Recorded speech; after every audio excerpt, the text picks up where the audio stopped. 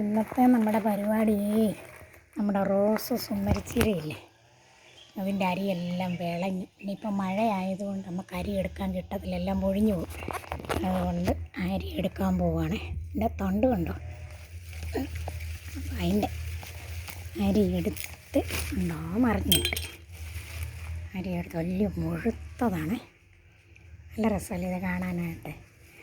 അപ്പോൾ ഇതിൻ്റെ അരി എടുത്ത് ഉണക്കി എല്ലാം എടുത്ത് വെക്കണമെങ്കിൽ, പക്ഷേ അങ്ങനെ പുഴുക്കേടൊന്നും വരത്തില്ല കേട്ടോ. നല്ല രസമൊക്കെ കാണാനായിട്ട് നല്ല രസമല്ലേ കണ്ടേ.